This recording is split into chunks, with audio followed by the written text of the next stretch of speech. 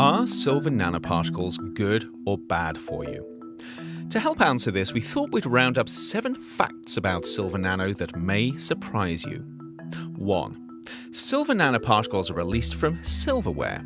Drink water from a silver jug or eat with a silver spoon, and you are drinking and eating silver nanoparticles.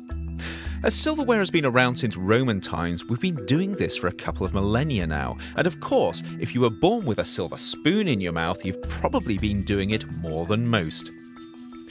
2. People have been intentionally dosing themselves with silver nanoparticles for over 100 years.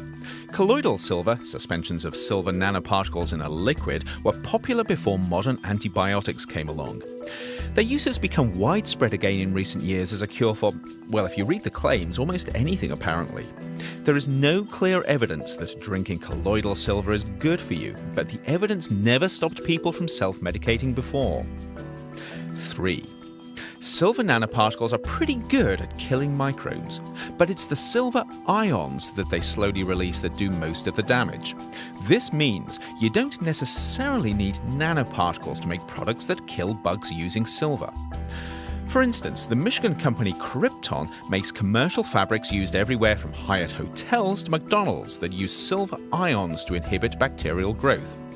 And products using ecstatic silver technology are widely used by athletes, the military, medics, and others. Both companies use silver as an antibacterial agent, but as far as can be told, neither company uses nanoparticles. 4.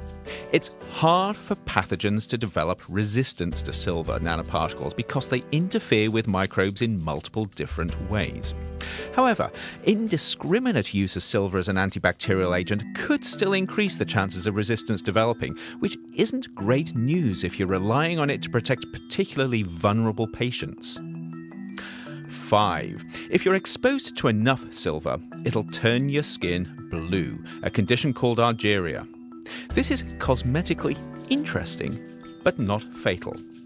In fact, it's thought that royals were originally called blue bloods because, you guessed it, those silver spoons turned their lips a delicate shade of royal blue.